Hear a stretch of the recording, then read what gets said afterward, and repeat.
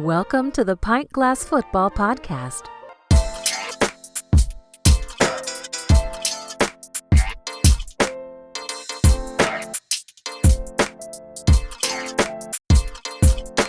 What's up, PGF Nation? The NFL Combine is here, and today we're going to talk about the players who we think could really rise after the NFL Combine and put themselves in a much better position heading into the draft. Once again, I'm Brad Fowler. Joining me, of course, is Alex Higdon. Alex, let's kick this off, man. Who's one prospect that you think could really climb draft boards after a big week in Indy?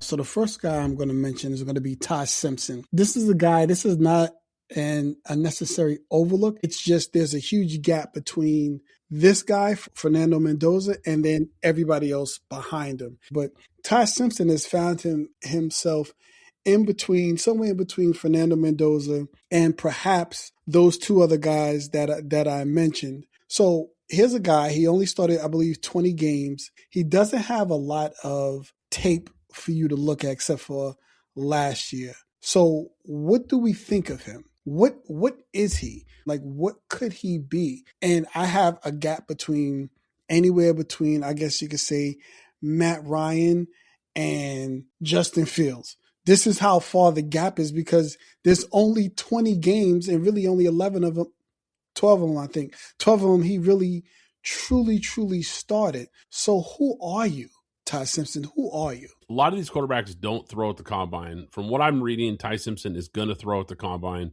because I think you're right. He needs to, right? He needs to show these guys because there's something about seeing a guy up close live versus seeing a guy on tape, just seeing how the ball comes out of his hand, seeing how he spins it live and up close. There's something about that can really change your evaluation of a guy. Simpson is a guy who's all over the draft board.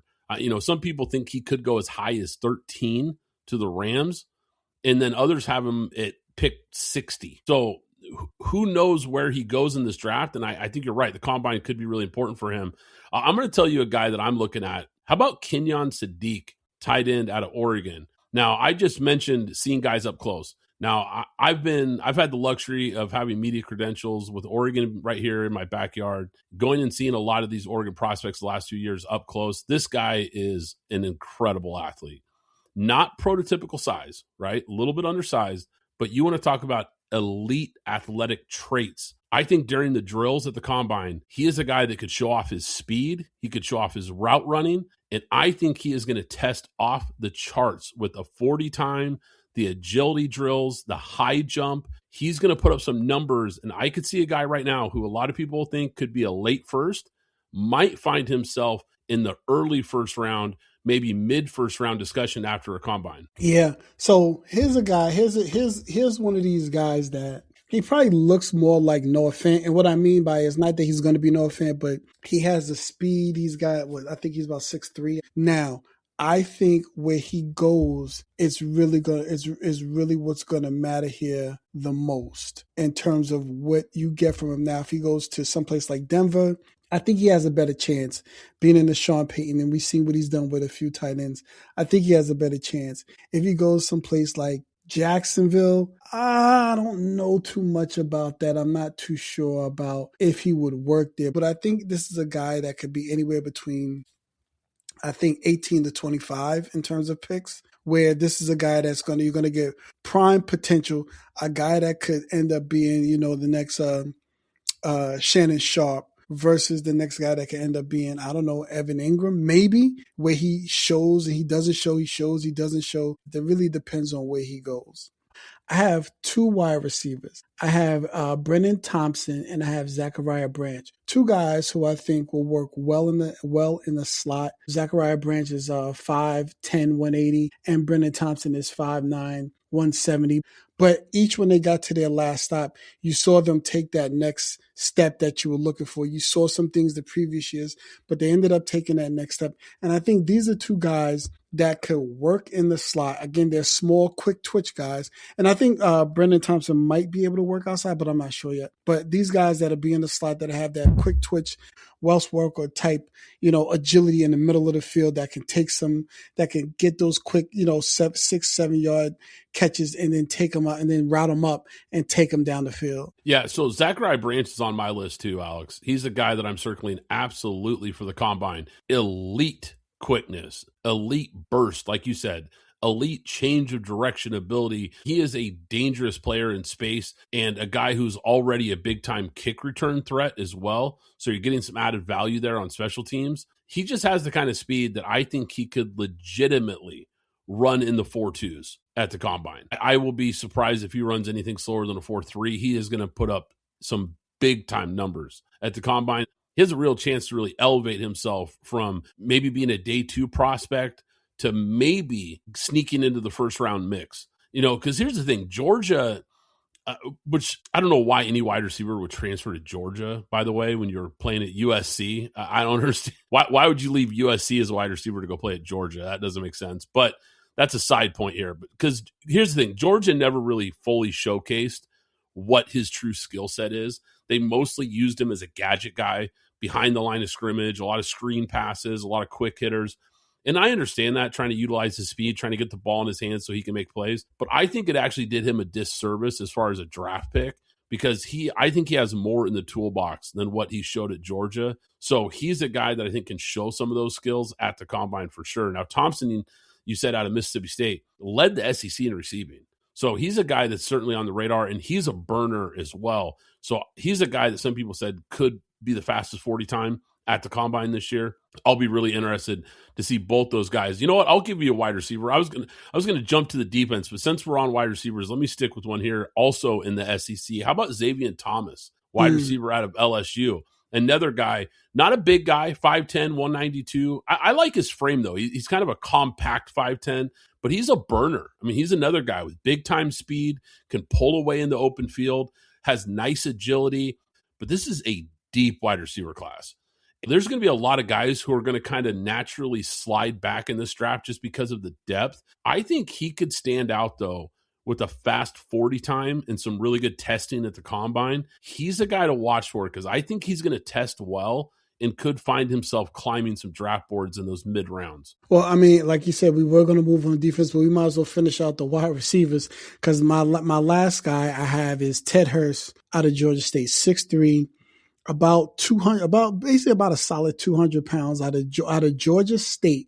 So here's a guy that's coming from one of the smaller schools who had to work, because Georgia State, a lot of people not watching, a lot of people not watching the Sun Belt altogether. He had 961 yards his first year. He had 1,004 his second year. So he started to climb the ranks, but he went to a smaller school, so he didn't get to face anybody out of LSU, anybody out of Florida, Georgia, or most of those teams. So here's a guy that you're going to have to watch him develop through the elite pro protection into a guy that could be a boundary guy. That's a true boundary guy at 6'3", a guy that could stand outside and catch the ball down the field. I love Ted Hurst, man. I love Ted Hurst. We talked about this guy when we first started doing our draft coverage, when we were covering the Senior Bowl breakout guys. This guy was somebody that we talked about was a big-time breakout player at the Senior Bowl. He got on my radar at the Senior Bowl because you're right. I mean, who's watching Georgia State football on Saturdays? I mean, I'm no offense to you guys, but, let's face it. We're watching the SEC. We're watching Big Ten. We're not watching a whole lot of Georgia State, right? So he's a guy that I didn't know anything about. Turns out this guy can play because he went into the Senior Bowl against a lot of high-level prospects and showed out. I thought he was one of the most impressive players at the Senior Bowl, had a bunch of big-time catches, showed off his speed, showed off his size. Like you said, he's got good height, good weight, and big hands. He's a deep play threat. I'm a big, big fan of Ted Hurst, man. I'm with you. I think he is a guy to watch in this draft. And I think from what we saw with that Zebra technology, where they track that GPS speed that they track him with at the Senior Bowl, he was really fast at the Senior Bowl. So I'm really curious to see what his 40 time is because I think he's going to put up some numbers too. Now, I'm going to go to a guy here, speaking of SEC here. How about Jermod McCoy, the cornerback out of Tennessee? Now, I bring him up because I think this is going to be a really important combine for this corner. He missed the entire 2025 season with an injury. And so I think that makes his workouts and these medical evaluations at the combine really, really crucial. If he can show that he's fully healthy, I think he has the potential to be CB1 in this class. Now, his 40 time, the agility drills, the measurables, I think those things are going to be key for him because we have to go back to that 2024 tape. Now, his 24 tape was outstanding. I mean, this guy was awesome, but missing an entire season is definitely kind of tough. So those are going to be key for him. It's going to be a lot more of the medical and just kind of how he looks. But this is a guy who's got elite ball skills and great closing speed. So I'm going to be really curious just kind of how he does medical and measurement-wise at the combine. But he's a guy that could solidify himself as the best corner in this class. Right. So here's a guy, he's 6 feet, maybe about 200 pounds or maybe a little bit under 200 pounds. Now, he could eventually be a starter. But like you said, he was done with 2025. So now you can only go back to 2024 and 2023, obviously 2024 being the standout year. I think the problem with him is going to be missing that year. Now, like you said, if he has an incredible combine, we'll start to see him step up and do some things. So since you stuck with DBs, I'll go to my DB. I have Devin Marshall out of NC State, a guy that is 5'11", 200 pounds. Here's the thing. It's going to be a lot on his combine and what he does at the combine. Not necessarily the 40 time. The 40 time is the 40 time, but it's going to be when he starts to run through the drill set that they have for DBs at that. Can he pull that up? Can he backtrack? Can he go side to side? Are his hips good? If he can pass that test, I think this is a guy that you're going to be able to get in the third round. That's going to be a solid pickup for any team in the NFL. Yeah, I'll give you a corner that I'm circling here since we're kind of on corners. How about Brandon Cisse, cornerback out of South Carolina? Now, this is a guy that if you look at a lot of the mock drafts, people have him projected to be a late first-round guy. But here is a guy that I think has a really high ceiling, and I think his stock could be on the rise with some strong testing numbers at the combine, because I'm hearing a lot of reports that scouts think that he could be one of the fastest corners in this entire class. He's expected to run a 4.3 or better.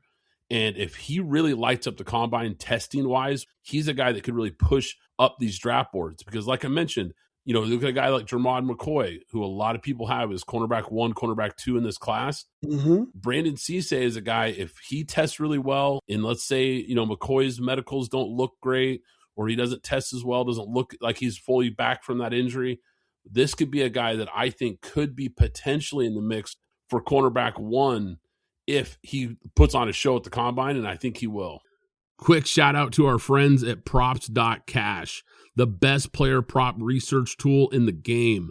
Props.cash lets you scan thousands of props across sports books to quickly spot the highest value opportunities. You get real-time injury and lineup intel, advanced filters to find exactly what you're looking for, and even correlated player props so you can see what tends to hit when a player goes over their line. They cover NFL, NBA, MLB, NHL, college football, college basketball, and the WNBA. It's legit next level prep. If you're serious about betting smarter, go to props.cash and use code PGF25 for 25% off your first month. That's code PGF25 for 25% off your first month at props.cash. The official ticketing app of Pint Glass Football is now SeatGeek. I can't recommend them enough, guys. I've been using SeatGeek for years. You want to go to a game this season? SeatGeek is here to take the confusion out of buying tickets, making sure you get the best seats at the best prices. With SeatGeek, you'll never have to worry about overpaying for tickets again. How? They put a 0 to 10 score on each ticket, so you know you're getting a good deal. But here's the real game changer. You can get $20 off your first ticket purchase with the code PGFPOD. That's right, $20 off with code PGFPOD. This season, make every game day epic with SeatGeek. Download the SeatGeek app and remember to enter the code PGFPOD to grab your $20 discount. Brandon Cisse, I guess he's probably ranked between 4th and 5th out of all the DBs. Probably more fifth than fourth, depending on where you have Colton Hood or. But I think, like you said, I think what we're talking about, everything that we're talking about is pre-combine, right? Because we're going to come back after the combine. After the combine, and we're probably going to rip up everything that we just said and then change everything around again. So where these guys land in the combine is really going to matter. Then you go back and you look at the tape and you say, okay, does what I see at the combine match up what I see on tape? Or is it what I see in the combine? Am I just seeing a combine monster and I'm not seeing it on tape? Those are the things that you're going to have to balance out and measure out. Obviously, which we hope, the tape matters more than what they see in the combine, because the combine is nobody tackling you. It's just a guy with a broom, a guy telling you left, right, or whatever, as opposed to somebody trying to route you up. You being confused by 2, 3, 4 wide receivers out there. They're bunched up together. You're trying to figure it out. So let's hope that everybody takes the combine and measures it against the tape, as opposed to taking the tape and saying, okay, well, I like what I saw at the combine, because that's when you get into a lot of trouble. So here's where I'll go. I'm going to go. Actually, you know what? Let's stay with defense. I'm going to go with Max Llewellyn out of Iowa. Now, here's a guy. Nobody's talking about him a lot in terms of a defensive lineman. He's probably 9, 10, 11 on your board for the most part. But here's a guy who, to me, reminds me everything of Lucas Van Ness out of Green Bay, who went in the first round. A guy whose motor doesn't give up. A guy who continues to come every single play, no matter what. He's got to learn some moves. He's 6'5", 263. I think he had about 6 or 7 sacks this year. I can't remember off the top of my head. But here's a guy that every single play, he's coming. Every single play. Now, we know with Lucas Van Ness, they're not too sure about him, even though they might get rid of Rashawn Gary. Maybe he gets a shot. I don't know. But here's a guy who has a lot of Max Llewellyn, a lot of Max Crosby, a guy that just continuously comes every single time. But again, does not have the elite moves, the elite hand movements, or the elite, I guess, power moves of the typical upper echelon of power defensive ends in this draft. So how about D'Angelo Pons, cornerback out of Indiana? I love this guy's tape, man. Now, here's the thing. A little bit undersized, 5'9", 173 pounds, probably going to have to move to nickel at the next level. But I think he could be one of the best nickels in this class. Undersized, like I said, but his tape was absolutely elite in college. His route recognition pre-snap, his football IQ, off the charts. His measurements and his testing numbers are going to be really, really important, but he's quick, and I think he's going to run a really fast 40, which could push him into that middle round range. He's probably already in the middle round range, but maybe he goes from a 4th round to a 3rd round pick if he runs a really fast 40 time, and I think he will. How about Francis Mauigoa, offensive tackle out of Miami? Some people have him as offensive tackle 1 in this class. Some people have him as offensive tackle 2, but he's certainly in the mix on just about everybody's board. But when you look at Mauigoa, this is a guy who's known for just raw power, big physical guy.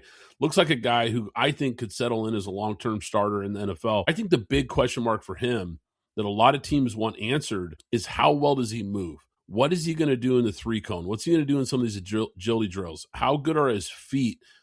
And what are his true measurables? Because I think the agility drills are going to go a long way in kind of showing these scouts whether he fits better at tackle or if he's ultimately a guard at the next level, because there are some question marks about him being a potential starting right tackle in the league, or would he be better suited to kick inside? So this is where the combine can really kind of give scouts a better idea of what they think he is at the next level based on the testing, based on those measurements. So he's a guy that I'm watching in this combine. Okay. So here's a guy, he's either 1 or 2 for the most part, maybe 3, but I think he's 1 or 2 based upon everybody's board. I actually think he's 2 because I think Fano. Yeah, I think Fano is number 1, but I think people basically have him 1 or 2 for the most part, or maybe even 3, but 1 or 2 for the most part. But here's a guy that obviously his team made it to the promised land. They had a chance to look, and everybody got a chance to watch him on the biggest stage. But here's a guy, he is fierce. He's a hard worker. But I think And I don't. And let me rephrase this by saying I don't know if it's because of the quarterback or what it is that his play may look a little bit different, but the quarterback, he just, it felt like he just didn't feel safe at times. Now, that could be the quarterback. That may not be the tackle. That could be the quarterback. And I can't tell, and I'm not good enough to tell. But I think that you put this guy, you put him on the right side, but I'm not sure if he's ready to take on saying, okay, I would be left tackle if you draft me this high. We know he plays right tackle, but if you put me here, I'm gonna guard your blind side immediately. I think it would take him about maybe 3 years to get to that, but I don't think you could put him in like I feel like you could put Fano in right away. He could block right away. Doesn't mean that he's a bad player. We're just talking about where these players are right now on February 24th, 2026 for the most part. This is a guy a lot of people think could be a top 10 pick. If he doesn't test well and you start looking at him more as a guard, does that hurt his draft stock? I think it will. If he doesn't test well and they think, okay, you know what, he probably doesn't move well enough to be a tackle at the next level, maybe we have to kick him inside. Maybe now he falls out of the top 10. Maybe all of a sudden that opens up the door for some of these other guys to move ahead of him, because I don't think you're taking a guard in the top 5, top 6 picks. So if that's the case and he falls down, what does that do for somebody like Ruben Bain, who's, you hear his arms are too short, he's too small. They're trying to figure out if is he Dwight Freeney, who is Ruben at this next level, and another guy who's going to, I think, take to go to a special team to really unlock him all the way. But who is Ruben Bain in this draft? And then if he drops down, does that move somebody like Ruben Bain? Not saying that they would flip positions, but does that move Ruben Bain up, and let's just say into the top 10, maybe even top 12? I don't know. But I'll continue on with another guy I have. And I hope I don't wreck his name. I have Max Einokor. I believe I said his name right. Max Einokor, 6'6", 330. Out of Arizona State. Ihenachor.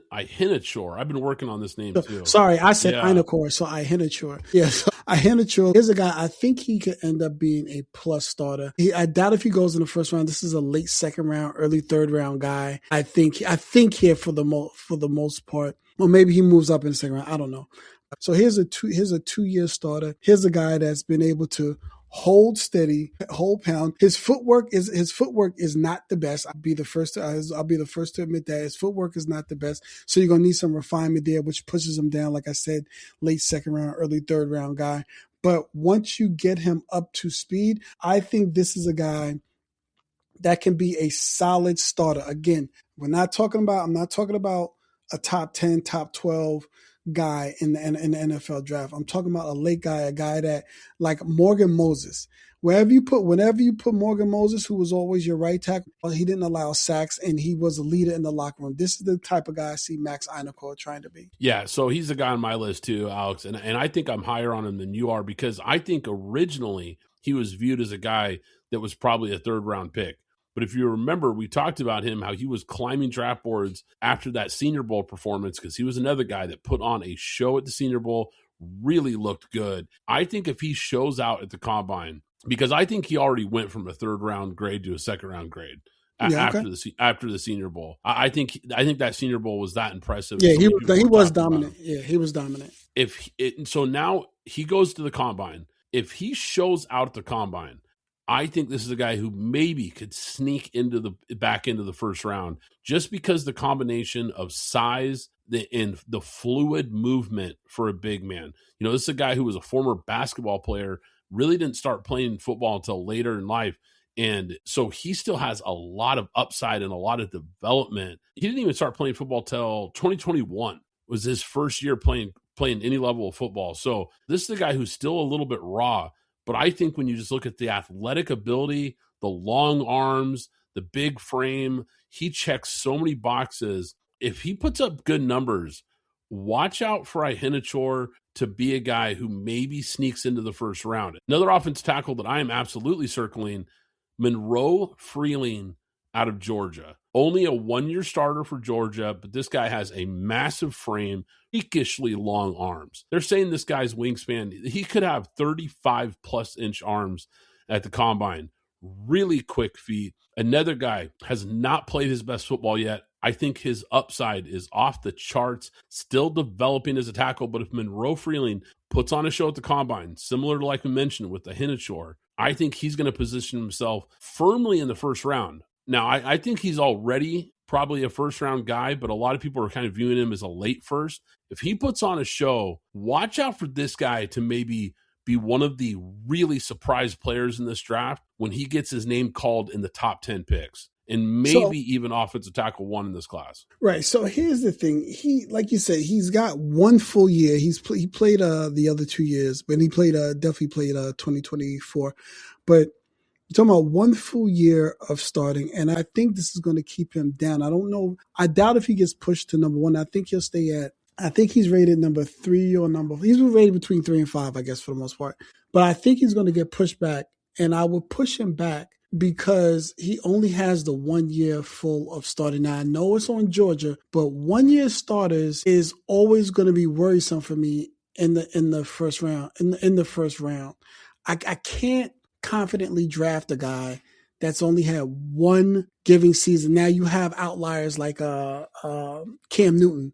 That's an outlier. Right, we've never seen a quarterback at that size only play 1 year. Nobody else on his team nobody else on his offense got drafted, and he goes number 1. That's an outlier situation. But these guys that only play 1 year, that only have 1 year, I can't draft. Let me be fair. I can't draft them and put full confidence in that, which is why I would actually probably push him. I would try and push him to the second round, maybe early second round, but I can't draft him in the first. Doesn't mean that he's a bad player. It's just, he just doesn't have enough starting time for me to draft him in the first round. The only reason I think it's a possibility is if some of these top guys don't perform at the combine, right? It's got to be a combination of 2 things, because let's say we mentioned Mauigoa and Fano. Those guys are both viewed as right tackles, but also possibly guards. There's some people that don't even think they could play tackle at the next level. So if, let's say they have poor showing at the combine and all of a sudden they get pushed into the guard conversation, now you're looking around searching for a legit tackle. And that's where I think with Monroe Freeling, not only is a legit tackle, he plays left tackle, which there's not a whole lot of guys in this top range that are true left tackles. So all of a sudden you see this Monroe Freeling put on a show, and it has the size and the frame, the long arms, the quick feet, and all the things that look at and say, okay, this guy could be a starting left tackle. To your point, a developing tackle, but a guy that you look at and say, okay, I'd rather roll the dice on a guy with huge upside than a guy that we're going to have to kick into guard. So I've got some guys here, and I want to get your thoughts. I'm going to go to the quarterback position. Now, you mentioned Ty Simpson. I think that's a really good one. Here's a more under-the-radar prospect. How about Cole Payton, quarterback out of North Dakota State? Yeah, 6'3", probably about 230, 235. So he's got good size, good overall arm talent, arm strength. He does some nice touch on short and intermediate throws. But he's an athletic guy. This is a RPO, legit dual threat type of quarterback. Obviously, the big question marks for him are going to be the fact that he's only a 1-year starter and he played at a lower level. So he's certainly not going to be a day 1 guy. We know that. Not even probably a day 2 guy. He's probably a day 3 guy. But there's some upside there with this guy. And I think scouts are intrigued with the athletic ability of a guy like Cole Payton. And could he be a backup that you kind of develop in the background, maybe find a diamond in the rough type of guy? I don't know. But I know this, he's an athletic guy with good size. And a lot of times coaches are willing to roll the dice on a later pick with a guy like that, just hoping that maybe he can develop into something. I think the combine will go a long way, though, because once again, the athletic traits, when you see it on tape, that's great. But let's face it, it's North Dakota State, no disrespect to them, but they're not playing elite athletes. So sometimes you have to see, okay, does he test like an NFL player? If he does, and he shows out at the combine, he could be a guy, maybe he climbs from a 6th, 7th round pick to a 4th or 5th round pick. Yeah, and this is a guy I think you just have to go back and watch it. Again, only 1 year starting. So yeah, he's definitely going to be probably a 6th round pick, a 6th or 7th round pick for me for the most part. A guy that I can kind of mold with and play with if I have, I don't know, I don't know if I have Jared Goff or somebody, I'm just using the name. If I have Jared Goff or somebody's got 3 years with them, and maybe I can mold them and move them around for about 3 years, and maybe in that third year finally pop out. Now we all know, everybody knows what happened with excuse me, with Brock Purdy being the last player picked in the draft and popping up and being a starter. Those are outliers. Let's not act like everybody's going to be Brock Purdy. But this is a guy that you can grab and maybe mold and kind of maybe turn him into what you want to turn to. You can't expect him to see that in the first year. So maybe about 2-3 years in, perhaps he gets to get molded and trained and changed into something. I think you're absolutely right. I think he's clearly a developmental guy with some upside, but maybe year one, let's say you have a developed starter. You used Jared Goff. I love that, by the way. It's a perfect type of player, right? A guy that he could sit behind. Maybe he's more of a Taysom Hill. Maybe he's a guy that you bring in on some sub package stuff, bring him in to kind of utilize his athleticism, run some RPO stuff. We know Jared Goff's, those packages don't exist for him, no. Right? So maybe he's a guy you can utilize some athleticism at the quarterback position on some sub packages. Interesting player, though, a guy to keep an eye on here. Here's a guy I love, Alex. Emmanuel McNeil-Warren, the safety out of Toledo. We've talked about him. His tape is off the charts. Now, it's at the G5 level, right? Not North Dakota State. Still Toledo, right? But this was a guy at the Senior Bowl that I said the Senior Bowl was really important for a guy like him coming from the G5 level, and he was lights out versus some of the best prospects in this draft. So for me, the tape is great. The Senior Bowl was great. Now the last box to check, especially for a G5 guy, is the combine. Mm-hmm. Does he test as good as he looks on tape? I think the combine can really confirm that and solidify him as maybe safety one in this class. Yeah, and that's it'll be hard to get safety one because I think it's going to be Caleb Downs. But I hear the fight for him. So we saw his I don't think they were teammates, but we saw somebody else from his school, Kenyon Mitchell, go in the first round, I think 16 to the Eagles. Actually, no, later than that, to the Eagles. And then what he did in the Senior Bowl, pop out, show everybody, say, hey, I'm a guy that's here and I'm a guy that's here to stay. Here's a guy I think he can be a background end guy. Because he's got 4 years, well, I guess really 3 years of production. I think he's that good of a player that he's going to be picked in the first round. I don't think he's going to go drop to the second round. I think there's a lot of guys that are going to be pushed down to the second round, but I don't think he's going to get pushed to the second round. I think he gets taken in the first round. Yeah, I think he absolutely goes in the first round. And you're right, Caleb Downs is basically a lock for safety one. But I will say this, as great as Caleb Downs is, there's a lot of people that think he's not going to test well because he doesn't have elite athleticism. Now, he's an elite prospect, but he's definitely not an elite athlete. Emmanuel McNeil-Warren is a guy that I think athletically could test off the charts, and it could open the conversation. Now, I don't think it happens, but it certainly could make things interesting for safety one. Now, I'm going to go to another safety. Well, hold on one second. Do you think that that kind of plays into what we saw this past year where Malachi Starks dropped and Nick Emmanuel, I think was taken? Yeah, Emmanuel was taken. Yeah, I think that certainly is an interesting comparison for sure. Because, look, I don't think it's likely. I think Caleb Downs is pretty solidified, you're right. But like I said, and I think he'll test okay. Don't get me wrong. I think Caleb Downs will test fine. I just don't think he's going to open up any eyes. And Emmanuel McNeil-Warren with his size and speed combo is going to open some eyes, especially if he really tears up this combine. He's going to be an interesting guy who maybe, originally might have been a back-end first-round pick, maybe ends up as a top 15 type of pick. I think he has that kind of swing potential with a good combine. Emmanuel was a guy that clearly, I think because of what we saw with Seattle this year, because of the season he had and his impact on that defense, I think people all around the league, we know this is a copycat league. People are going to be looking for those Swiss Army knife type of safeties who can do it all. McNeil-Warren is one of those guys. So I think that alone is going to kind of drive up the value on some of these safeties in this class. And I've got another one that I want to talk about here because this is a name to circle for the combine. Dillon Thieneman, the safety out of Oregon.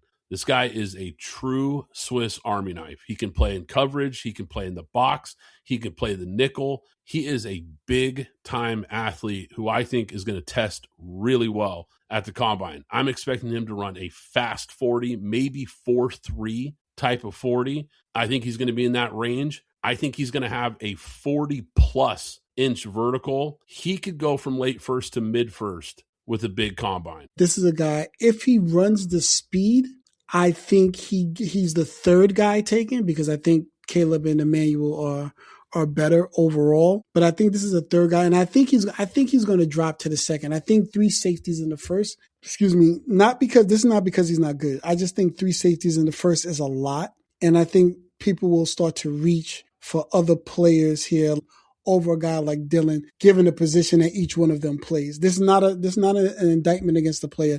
This is about what teams are looking at. Right. Teams are looking at with positional value. Yeah, no, it certainly could be the case for sure.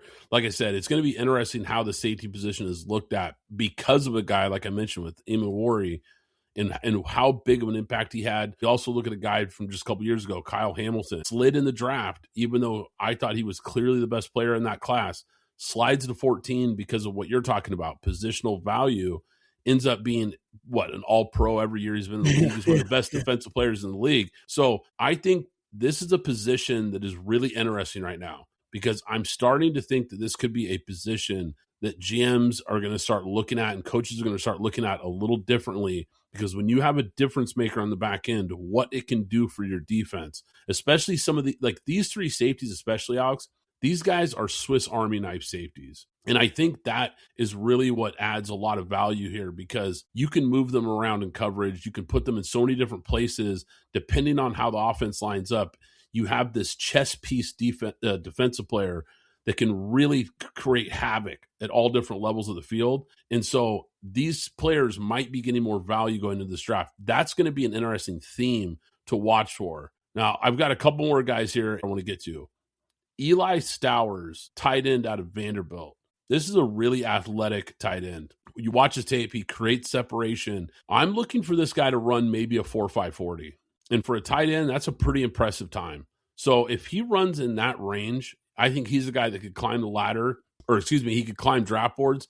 But what I was trying to say is he can climb the ladder too, because I think he's also going to test well in the vertical and show some real athleticism. Really, really athletic tight end, Eli Stowers. Little undersized, but a guy who can really move, really moves well, good hands. I think he could be a guy who solidifies himself as tight end 2 after this combine.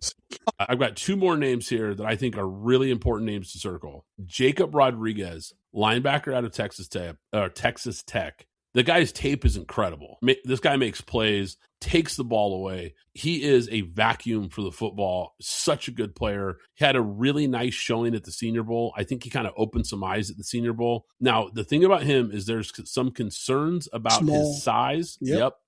And there's some concerns on just how athletic is he. So I think this is an important combine for him, because the tape is great. We know he's a great player. But if his measurables are good and he tests well, he's a guy that could climb draft boards. Now, if he doesn't, that's a different story. But I think this is an important combine for him, because if those numbers actually turn out to be better than we think, watch out for him. I'll wait until the combine before I mention anything about him, because this is a guy that could probably really fit in a 4-3 and play that Derek Brooks, Tampa 2 position. Or I don't know, maybe he's a big safety, a big 3 type of player. I don't know what he is at his size. And I mean, obviously it worked out for college, but in the NFL, I'm not sure what I'm not sure what he is. Here's an interesting player to watch, Alex.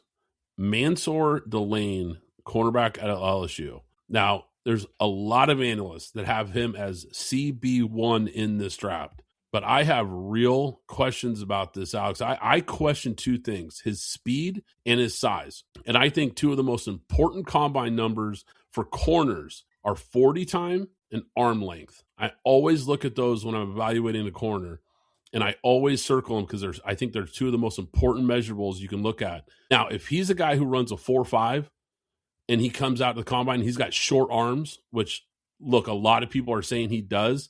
Now, short arms for a corner is anything below 32 inches. Some people are saying he might have 30-inch arms and run a 4.5. That's going to be bad news for Mansour Delane. I'm telling you right now, he is going to free fall on my draft board for sure if that's the case. Even though, like I said, his tape is fantastic. He's a really good player at LSU, but the NFL is different, man. And when it comes to corner, you've got to have the length and you got to have the speed. And if he has issues in both of those departments, this could be a real issue for him. I think he could fall down draft boards fast if after this combine. So very interesting prospect. So you think, because there's a difference between Will Johnson and Terrion Arnold, right? 2 years ago, you had the same conversation between Terrion Arnold and Kenyon Mitchell when you were saying, I think Terrion Arnold is a guy that's too slow. He's going to grab on the players. He's going to get called a lot, which has happened in the NFL. He's trying to figure it out. We'll see where he is. This will be his third year. Yeah, this will be year 3 that he's going into. We'll see if he gets better from there. But it sounds like you're saying the same thing about Hannah. If that's the case, do Avion Terrell move up ahead of him if he gets tagged with what you're saying? Mansour Delane is being mocked to go in the top 12. Yeah. Top. This is a guy who people think is a top 10, top 12 kind of pick. Look, I love his tape. He's a good player on tape. I'm just saying watch out for the numbers because I'm hearing reports that he's got short arms and I'm hearing reports that he could run in the 4.5 range. For me, to play corner in the NFL, it is very difficult if you run a 4.5 or worse. I'm not saying you can't. It's just that's really gonna hurt my evaluation of him because I think in this league with so much speed at wide receiver, you've got to be a 4.4 guy or faster to be a true outside corner in this league. I think you've got to have that kind of speed. So he's just a very interesting prospect to watch in this combine to kind of see what he does. Now, if he runs a 4.4 and his arms are 31.5. 30 or maybe they hit the 32 mark and we're wrong about him, that's going to completely shift my opinion on him because that's how important those numbers are when you're looking at a corner. Mm-hmm. Okay. I've got one last guy here, Alex. How about Peter Woods, defensive lineman out of Clemson? Defensive tackle, yeah. Yep. This is a guy that I think could put on a show at the combine. This is a former 5-star recruit for a reason because he is a big-time athlete. Now, look, these Clemson guys were kind of forgotten about after their season came unraveled, right? Clemson was a team that a lot of people, myself included, thought could be a national championship contender going into the year, and it was a complete free fall for this team. So I think some of these high-end players for them, some of their stock has almost taken a hit because of the team and how poorly they performed. I think maybe they're getting overlooked a little bit. Peter Woods was a guy that going into the year, people were saying he's a top 10 pick. Now people are saying maybe late first. So he's an interesting player because I think he could kind of remind scouts and GMs at the combine, like, look, guys, I'm that guy. Right. I think he could show people, look, I've got the tools in the toolbox to be an elite player at the next level. So watch out for Peter Woods because, like I said, this is a big-time athlete. I think he could put on a show. I like Peter Woods. I actually the reason I laughed is because I saw there were a couple of clips of him online just now, and I watched. And I kept hitting the next video for him as I was watching. I was like, wait a minute, who is this kid? Who is this kid again? Who is this kid again? And he just kept showing up. Now I've seen some plays where he's gotten taken out of the play, but this is a guy that continuously kept showing up. So this is a guy that I wrote down. I have him as a first round pick. Let me just say that. I have him as a first round pick. But here's a guy that I looked at and I said, you know what? I think this guy is going to be I think he can be a player. Now, I don't think he could be in a 3-4. Don't think he could be in a 3-4. I know they play, you could put some of those guys at the edge or you could put them in the middle at the nose. I don't think he could play in a 3-4. In a 4-3, I think you would get some of the things that we've seen from Brandon Fisk in the LA. Yeah, some of the things we got from Brandon Fisk in LA. So I'm not sure. Yeah, I like that. I like that comp. I could see that for sure. Fisk is a disruptive player, athletic guy. Yeah, and he does play in the 3-4. He does play in the 3-4, but I think you can see some things there. Yeah, I could see that for sure. If you enjoyed this episode, do us a favor, smash that like button, hit that subscribe button so you don't miss any future episodes. Once again, I'm Brad Fowler. He's Alex Higdon. This is Pint Glass Football, and we'll catch you next time. Thanks for listening to the Pint Glass Football Podcast. Be sure to subscribe and follow us on Twitter at PGF Podcast.